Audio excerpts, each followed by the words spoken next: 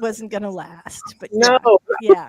I did. I don't remember if I gave the phone back. I know. I will say that it has been comic fodder for me for a really long time. Yes.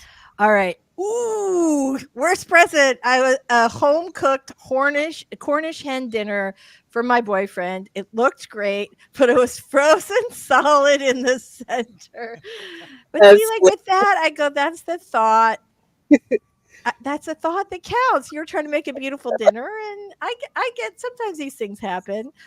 Morning. Okay. Loretta, my worst was a hammer. I forgot why, but he mansplained to me why I should like it. Consequently, it was over the next day. Can I say a hammer? It's hammer time. I'm I sorry. You know what's funny is that so my crazy Aunt Jerry, and we call her that, like that's been her nick. She literally signs like birthday cards crazy or crazy Aunt Jerry. She's a good kind of crazy though. So from the time I was like 18, my aunt would buy me tools every year for Christmas. Like a drill. I got like a drill for my 18th birthday. And then, right. And a whole tool chest and hammers and blah, blah, blah. And I will say that as I have gone through my life, I really do appreciate it. And I have really a really nice tool set. I have like a saw and the whole deal. Right. But, if this is, but I was interested in those things. I like to fix things. I like to make things. I like to, so for me and for Aunt Jerry, like her, she's like super feminist and like every woman should know how to use a drill kind of a person. But for me, that would be like a great thing. But if you're like, I don't need a hammer, just like I don't need a green phone, and they're trying to, I don't know, like a gift should be about what you like and what you like, some expression of love. Anyway, RC is here, black hearted RC today. We are super glad to see you. Maz is like dump the whole guy. So right, I know, how sad. Yeah, he was. Thank you very much. It's been a really long time now. So it's like one of those things where we could joke. Yeah, he was cute. He was cute. That's why he made it through. I think yeah. He was a really good boyfriend unless there was some sort of difficulty or in any way. And also he was a terrible gift giver. Like awful. Yeah. It's not supposed to yeah. be just a good present, but one that shows love. This is the thing I used to always say when I was a dating expert back in the day. I would say you can either spend a lot of money or you can put a lot of thought into it. And what we want is for someone to put a lot of thought into it, to say, like, I really love you. I really want you to know that. And I know you. And that's Yeah. all we're looking for. But we will settle for jewelry if you cannot pull that off. And but what people want is to know that like they're known and they're loved, and yeah, right? Yeah. Yep. Regina's here. Good morning. Having some coffee today. Oh, Mary got a lovely gift once, but it made me cry because the 24 red roses were sent from a wonderful, gorgeous guy thousands of miles away. And then I feel bad for feeling sorry for myself. That's the worst. Long distance relationships are so hurty. Yes, right? God, I saw. I know, like I always feel like the people who are out getting like the dregs of the Valentine's Day gifts on the, stopping by CVS on the way home at 6 o'clock on Valentine's Day night. Like, I don't know. Anyway, so let's talk about books today. I'm very excited about that. Let's go ahead and do our 5-minute warm up as we've been chit chatting now for 15 minutes. But before we do that, Robert Jones has joined us. Robert, tell us a little about you and your awesome channel before we hop over to our sprints. Well, my channel, as most of you know, is The Story Detective, where I take various forms of storytelling and put it under my Sherlockian microscope and break down the craft to make the viewer's journey easier. And yes, I am working on video ideas, which should be out by April. Fingers crossed. Yay! That is awesome. All right, let's go ahead and do a 5-minute warm up sprint. Let us know two things. What are you working on today? And do you have a terrible Valentine's Day gift to share? And we could go like, I'm trying to think of like the best Valentine's Day gift I ever got. That might be a good thing too. I don't know. I'm not trying to think about that. Yes. Yeah. All right. Let's go ahead and do our 5-minute warm up sprint, get ourselves into the zone as far as writing, get your document open, get your smoothie or your caffeine or whatever you need this morning to get rolling. Here we go, everybody. Sorry, I have to reorient myself. We are going to get started with our very first 5-minute sprint starting in 3, 2, 1. Let's do this.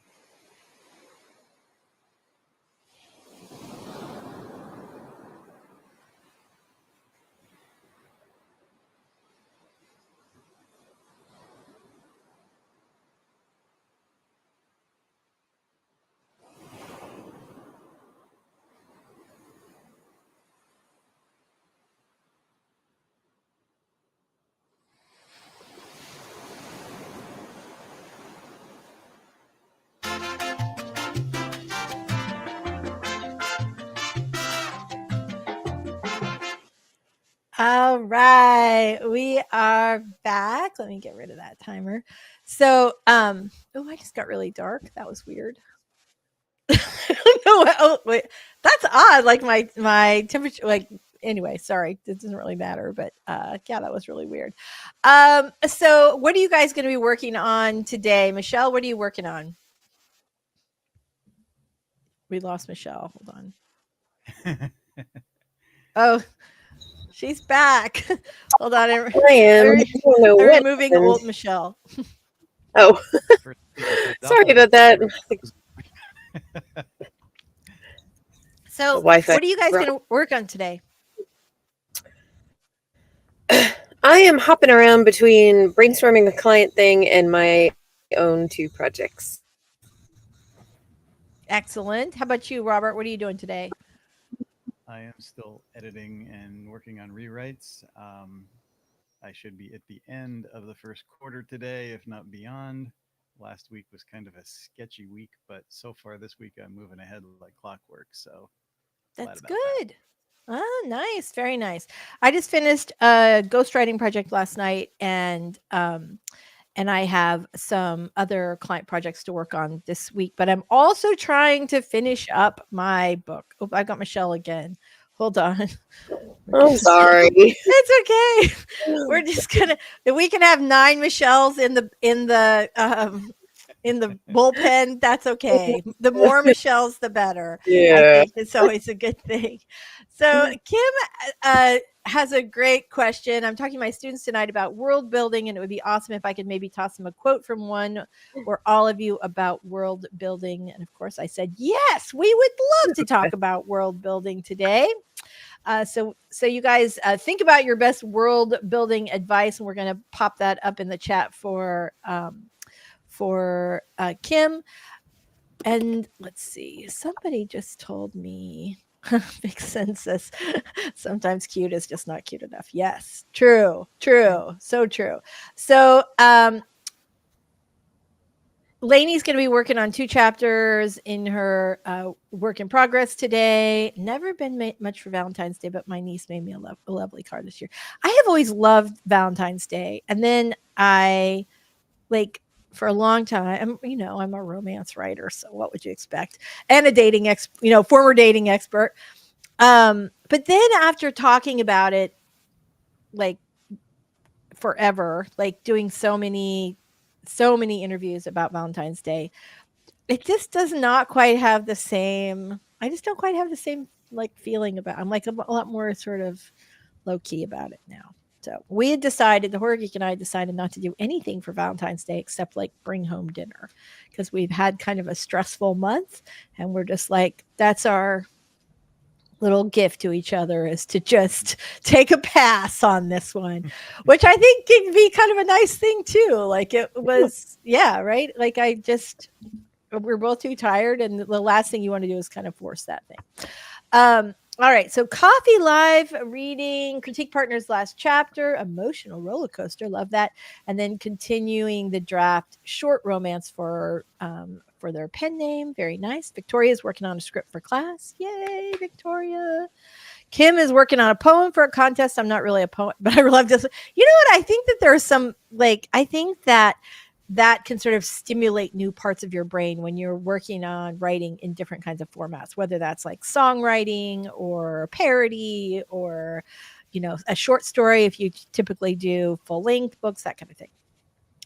Maz is still editing the I cannot talk today, guys. Unreliable narrator novel.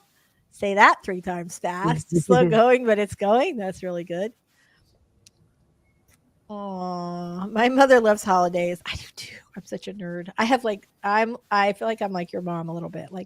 Now I say like, oh, we're not going to do anything for Valentine's Day. I still did get my kids big bags of chocolate and goodies. So she's got big heart balloons in our living room with chocolates and strawberry heart cake in the fridge. Aw, I love your mom. That's awesome.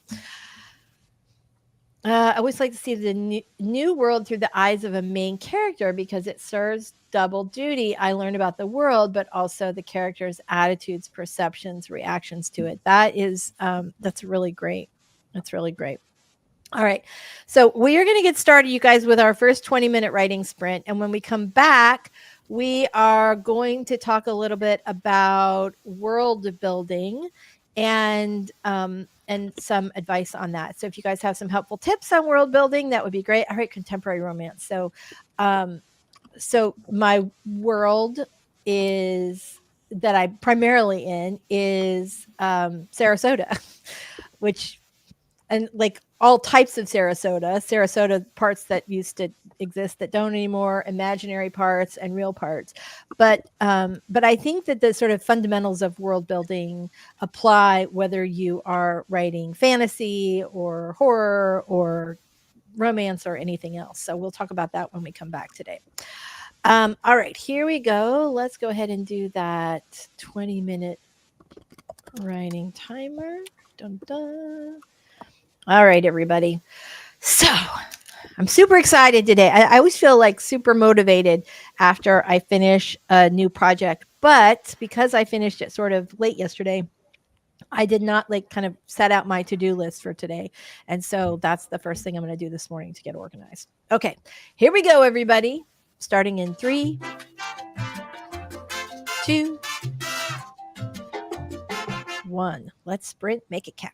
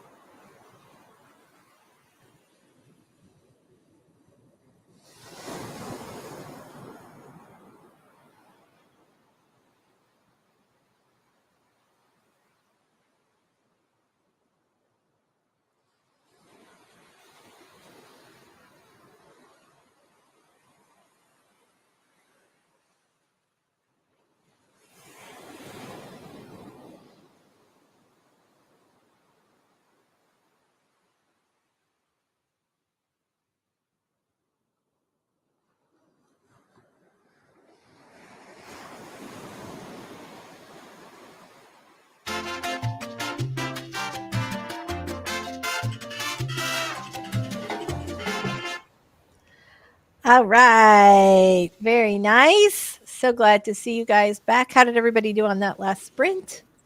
Good. Yay. Sorry for All all the internet problems, though. I got off the Wi-Fi and tethered to my phone, so it should be more stable now.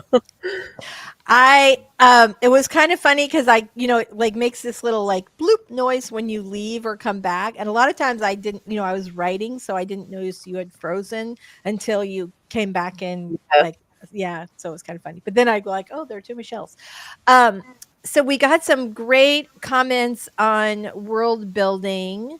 And I was thinking about, I wrote down some notes when we went on the sprint break.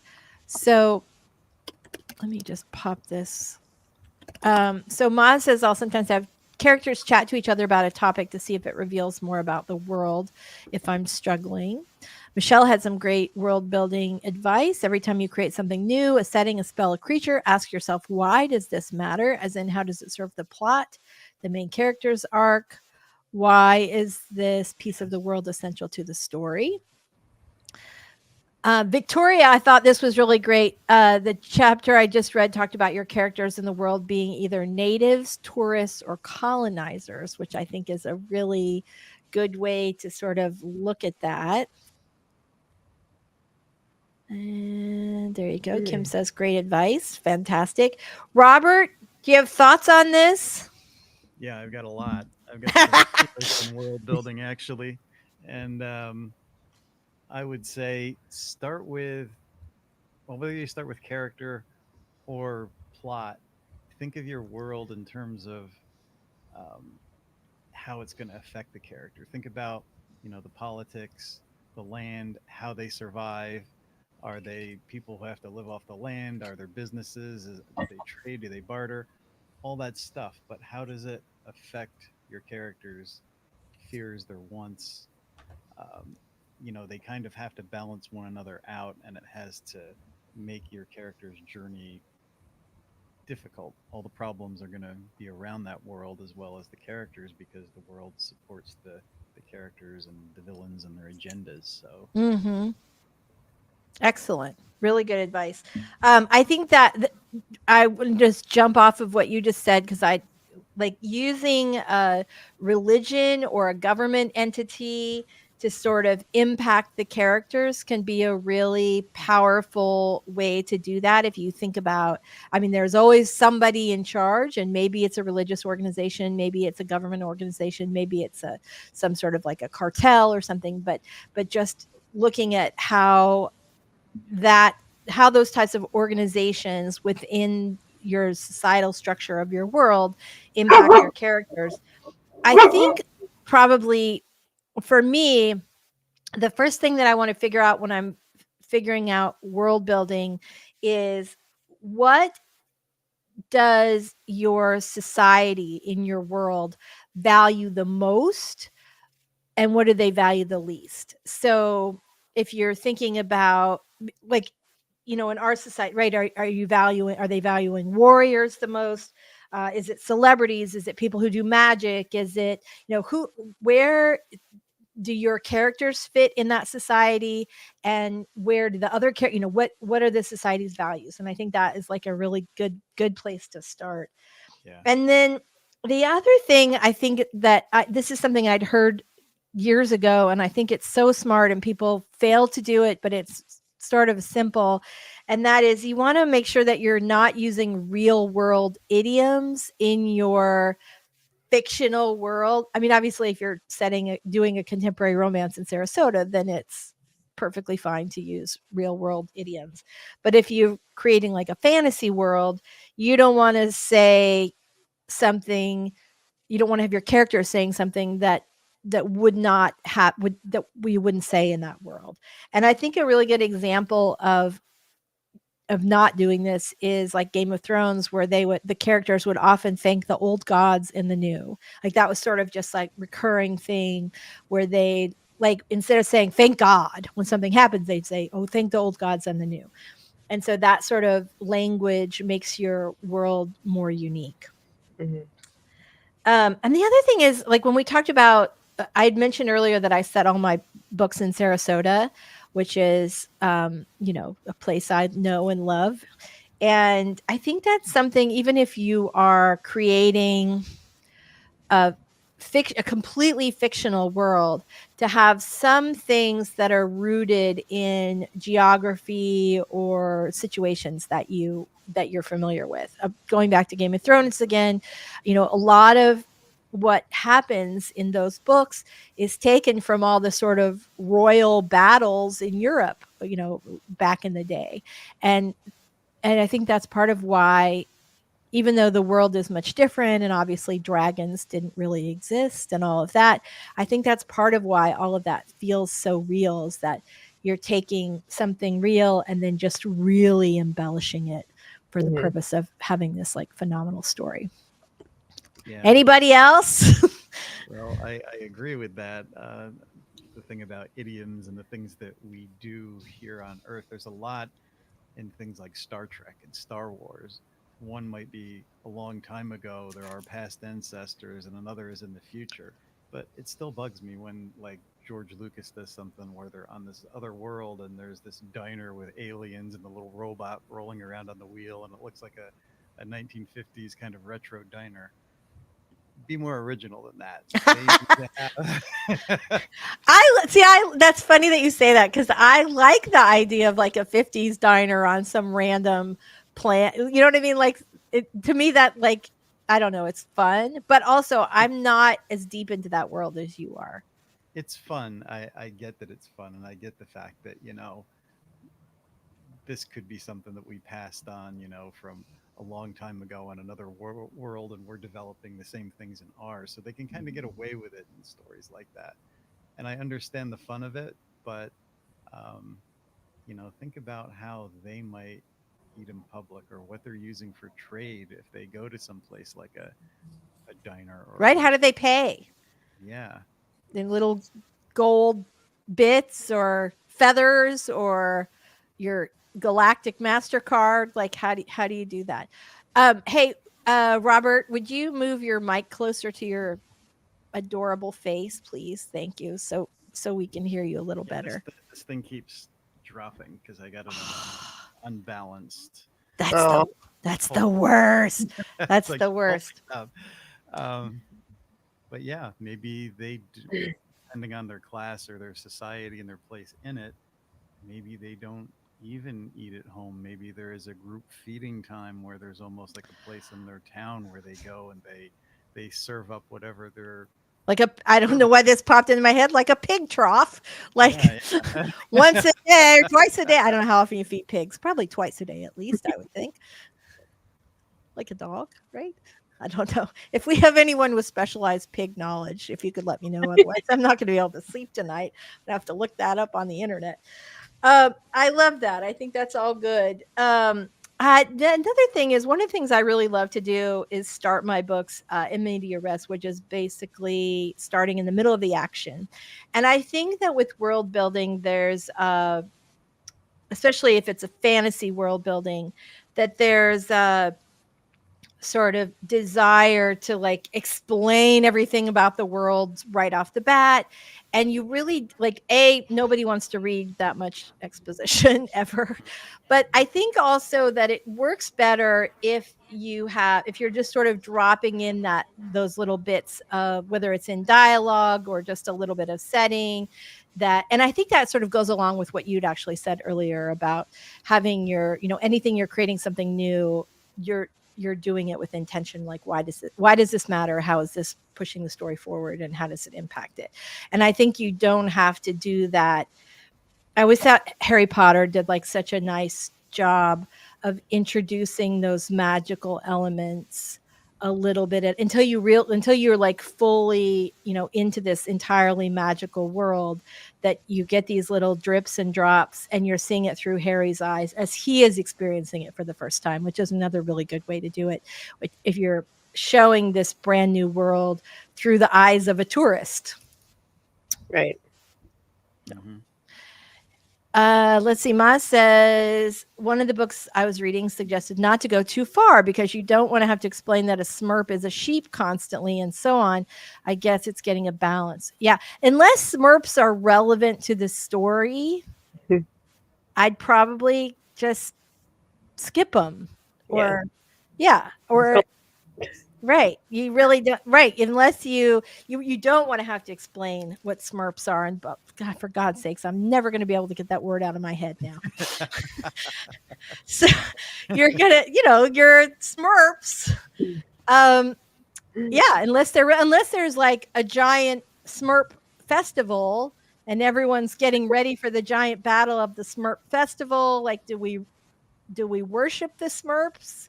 Like, are they like, are they revered like cows in some parts of the country? I was going to say, is it India that has like a special reverence for cows? Okay. Yeah. I was going to say that. And I was like, if I'm wrong, people are going to be like, what is she talking about? I thought it was cows in India, and I just want to double check. Yeah. So if you, right. Is there like a Smurf show that happens every year after, on Thanksgiving morning? Do they have like the Smurf Fest or like, so if it's relevant to the story, if there's going to be a battle royale in the middle of a Smurf field, then yes. If not, Plus, you if they live on a world where, say, they're on a farm and they're raising whatever they have as cattle, that's normal to them. They're not going to stop and explain to the reader, this is like cows in your world. We're going to get it through the actions that right, these are animals that they're raising for food or milk or whatever. right. Or we revere them, and we know this by the way that we brush them, brush their fur every half hour, or give them treats, or they have some exalted position in the home, or whatever it is. So any of those weird things you can introduce. You don't have to introduce them all at once, and I think that's really important with world building. You do not, like, you can experience, the reader can experience it in the same way that the character does. You do not have to, they don't need to know everything about the world before they get started. Devin says, when I have to go feed my friends' farm animals, they get fed twice a day, but if they're good piggies, they make it a treat in the middle. So like Odie, basically, right? He has like his little snack plate where he has like dry food all day, but then he gets like his wet food with this Metamucil. Did you know you could give dogs Metamucil if they have stomach issues? You can. My neighbor told us, and I was like, that is crazy. And I was worried I'd be poisoning my dog, but no, things have never been better. So if you have any problems, Metamucil for dogs. Having lived in Wales, I hesitated saying all hail the sheep. Love, love, love, love, love. Well, I hope that provided you with some good info, Kim. Let us know if you're looking for something else. I think it's time to do another sprint, though. Yeah. All right, here we go. Let's get this right up on the screen. All right, everybody, this is our second sprint of the day. We are feeling good. We are going to be super productive this one. Here we go. Stretch those little fingers. It's time to roll. Starting in 3, 2, 1. Let's cha-cha.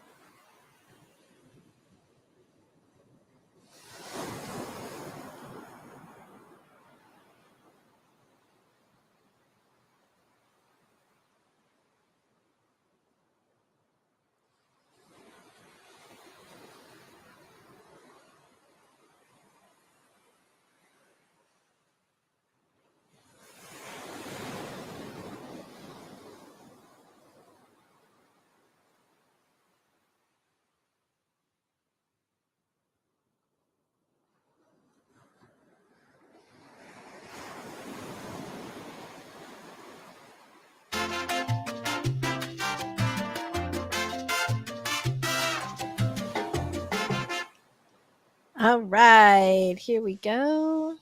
Very nice. All right. Let me just grab this little timer and get that rolling again.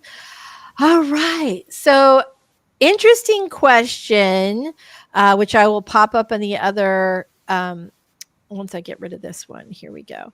So, our third question that we got today was, do you always have to have a villain? Interesting. I know, right? I It's mean, a well, Louis, should we just jump into answering it? yeah. Let's jump into answering it. I mean, like on the one hand, you always need an antagonist, but your antagonist doesn't always need to be a person. Mm-hmm. True. About like movies in the 90s and 2000s, we had like this onslaught of movies that were all about big weather disasters, like asteroids are going to hit the earth and Twister and Did you see Twister's coming back? I did. I'm very curious because I feel like the original is very much like a time capsule. It works, so, but it's also very of its. Mm-hmm. I have thoughts. I'm not sure about this new one, but I love the original. But like the tornado is the antagonist. Right. There's right. conflict between the characters, but ultimately, like that's It's the tornado. It's beating the tornado. Yeah, I don't think you always need an antagonist. You do not need a villain, because sometimes your antagonist just is a perfectly nice person who just has goals that are opposing your main character, your protagonist's goals. And so they don't, in fact, I think it can be a more nuanced and complex story if the other person isn't necessarily bad. Like it is fun to write the evil Dr. Evil character, of course. but yeah, you don't have to have, you do need to have someone who pushes up against your protagonist, forces them to grow, forces them into a scenario where they have to complete their story arc, right? That's the antagonist's job. But they do not have to be evil. They can just be somebody who has opposing goals. And this is one of the things I love about enemies to lovers romance, because a lot of times it's because they're enemies because they're competing for the same job or they want the same thing, which actually ends up making, and then they have to work together, and then they realize they have a lot in common and all of that, right? Let's take just a swoon break for a second. So I love enemies to lovers, love it. But generally speaking, that's a really good way of showing that your antagonist does not necessarily have to be an evil person. And in romance, you have to make them kind of seem evil, but then at the end you have to realize, like, oh, they were really sweet the whole time. And they gave up the big job so she could have it. But she was going to get it anyway because she earned it. God damn it! All right, so there's that. All right, so Lainey says, I definitely don't in most of my rom-coms, but there is always a thing that is wrong. Yes, not a villain, maybe not a villain. Vixen says, but some kind of conflict, unless it's just a pure cozy. But even in a cozy, you have to have You have to have something. Yeah. You have to have something to do. John Truby calls it. He refers to the villain as an opponent. It can be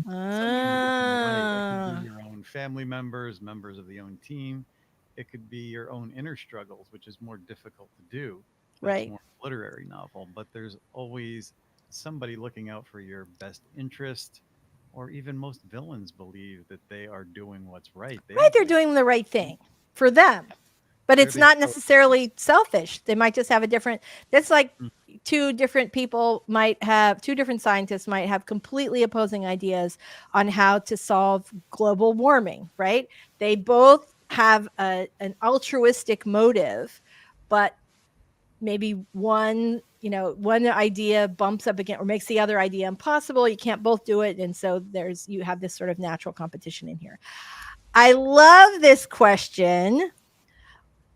Whether or not Frozen has two protagonists, or if Elsa was the antagonist. Yeah, I have a thought on this. What do you got? I think Elsa is the antagonist. Yeah, I would tend to agree.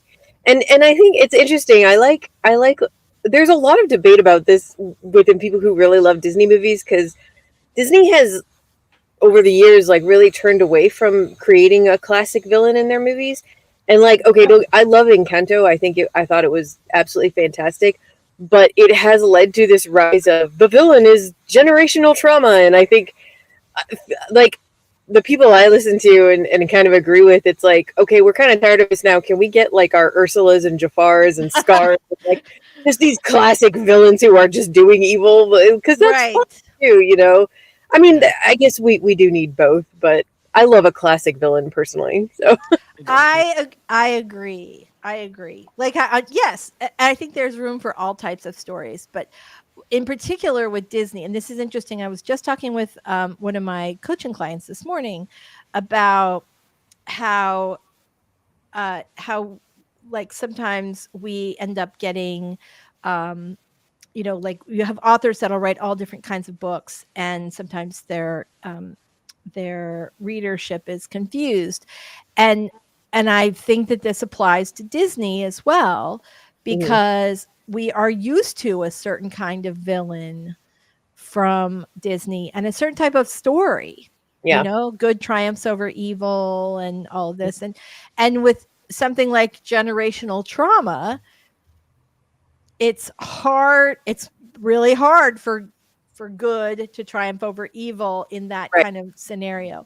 And so those kinds of stories are a little off brand for yeah. Disney. Yeah. It's surprising, and I think that was part of why it worked with Encanto, because it was one of their first films that did it so explicitly. And I Mhm.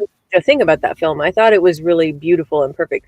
But I feel like Disney itself and other companies, especially that make like animated films, have really been trying to copy that formula over and over again. Mhm.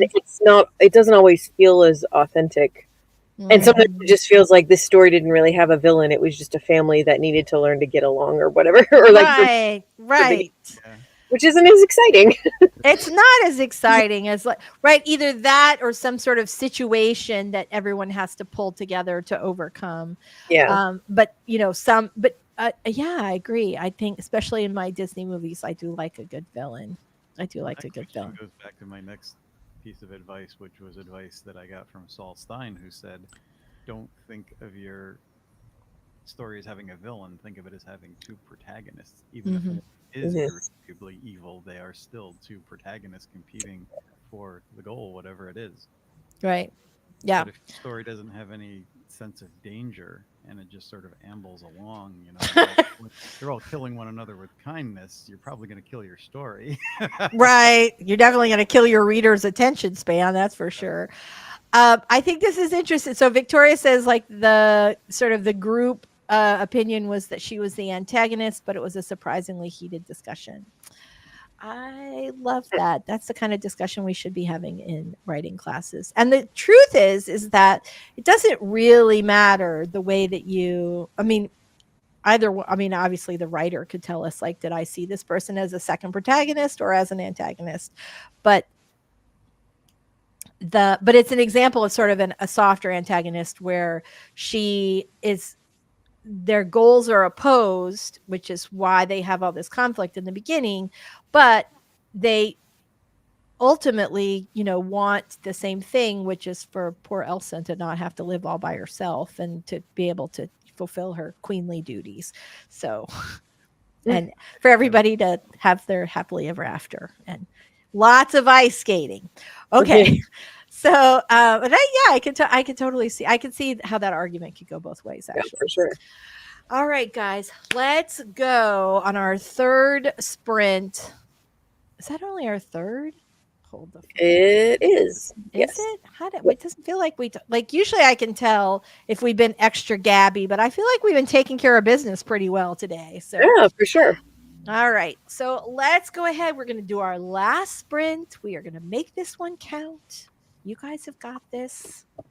Right like the wind. Here we go. All right, everybody. This is a big one. Starting in 3, 2, 1. The fate of the world is in your hands.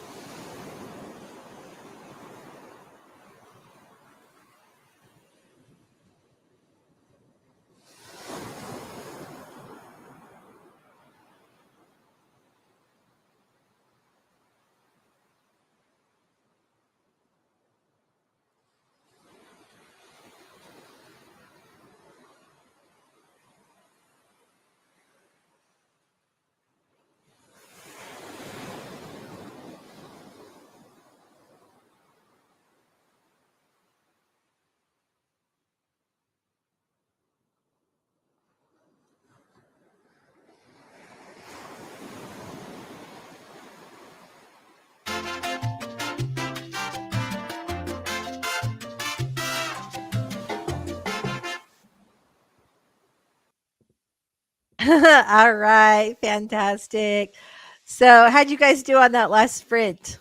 Good. Very nice, very nice. How about you, Michelle? Oh, hold on, I think I muted you. Oh, I just unmuted you and then muted you again. My sorry. No worries. Good. I'm almost done with the first chapter of my thriller. Yay! Yay, that's fantastic. I feel like I have been, even though I did not really do any writing today, I feel very productive because, like I said, I finished a big project last night and I needed to get organized this morning to get going on my next client project. So, yeah, anyway, so I've just lots of stuff going on today. We've got some friends dropping in. Hello, Heather. Very good to see you. Happy Valentine's Day. 1,000 great books. We're super glad to see you today. I'm sorry. But you can always watch the replay. So there you go. Very nice. And Victoria was saying lots of ice skating. Yes. For Frozen. Yeah, absolutely. So I think that was our last question for the day. How are you guys? I'm sort of curious on this because I think you guys saw last week. Was it last week? I think you guys saw last week on the stream that we had a baby visitor. Yes. And that sort of blew up my January. It in a delightful way, but an unexpected way. And so and I'm always like, I love January. Like, I love that like running start. I usually take off in December because, book PR is dead. Like the media is on vacation and, family, I always want to do that. So I'm curious as to how everybody's New Year's resolutions as far as your writing career stuff how are they like before we go today, let's talk about this. Like, because now we're mid-February. Are we on track?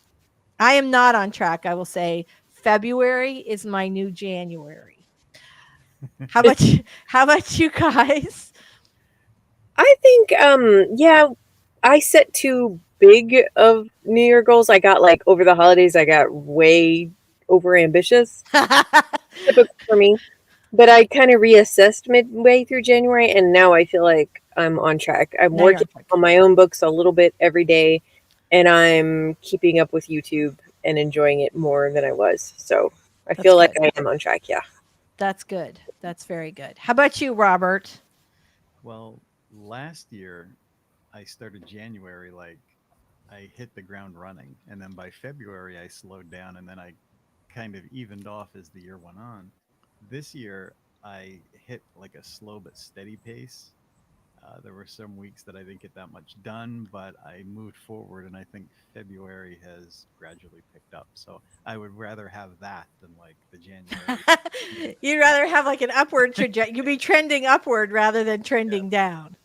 Yeah. Yeah. Exactly. I feel that. You guys let us know how you did in the chat. I want to know how your sprints went today. Kim, I'm super glad you made great progress. Aw, thank you so much. We are so happy to hear that. Very nice. Very nice. We're very glad. We're glad you came today, and we hope you come back. 1,000 great books. I've been stuck on the last 20% of my book for a while now. Yesterday I wrote a bunch and felt better. And now I think it's good to keep writing, if only to find out what does not work. Yeah, right? It's that old, like the only way around is through. So yeah, keep doing that. Usually for me, by the time I get to the last 20% of the book, like 15 to 20%, that's like my favorite because I feel like it just flows out of me. So I think you're smart to stick with it since you're struggling right there, because there's probably something that's hanging you up. But I think the closer you get to the end, the more obvious that thing will be. Right. Yeah. Heather is also having February as January. It's a little bit like having dessert for dinner. February is January, but it works. We can make that happen. Yeah, I had to do a redo because I was quite ambitious. Now I'm trying to be unrealistic. I've had big years where I'm like super ambitious and I get it all done, but not last year. Right. And this year I'm off to this year I'm sort of medium ambition level. I'm not as like trying to go crazy like I did last year, but I do have quite a few projects I want to get finished this year. And I'm not off to a great start because my January got derailed a little bit, but I am actually feeling very good about my February. So it helps when you finish a big project because you feel like, My gosh, yeah. okay, right? That's off my back. Now I can finish this other one. So yeah, it feels a lot Yep. better. Yay. All right, fantastic. Uh Oh, I think I already did Vixen. All right, guys. Aw, thanks, Lainey. You're the best. All right, guys. Let's go ahead and do our outros today, and we're going to start with Robert since well, we're just going to start with Robert since he's awesome and we love him. Aw. I appreciate that. Well, my channel is The Story Detective, and I take various forms of storytelling, put it under my Sherlockian microscope, from my time at Marvel with sequential art to narrative art and writing, and break down the craft and give it to the viewer and make your journey hopefully an easier one. And as I said, videos are coming. That's in the plan. That's part of what I'm working on. So we'll see by April. All right, we're counting on you. We're counting on you, Robert. Michelle, tell us a little about you and your awesome channel before we go. Thank you, Lisa. I'm Michelle Schusterman. I write young adult and middle grade novels, and my channel is writing workshops, blogs, and traditional publishing chat. Thank you so much both for being here today. I'm Lisa Daly. I write contemporary romance and nonfiction advice, and I'm a book coach for seven-figure authors, which is kind of a cool gig. In any case, on my channel, we talk about how to write a book you're super proud of and get it published, and we do writing sprints every Wednesday at 11 a.m. Eastern. And I hope you guys will be here with us next week because we will be here once again, trying to get it all done. All right, everybody. Well, thanks so much for being here today. We will see you next week. Bye, everybody. And remember to keep those keyboards clapping. That's right.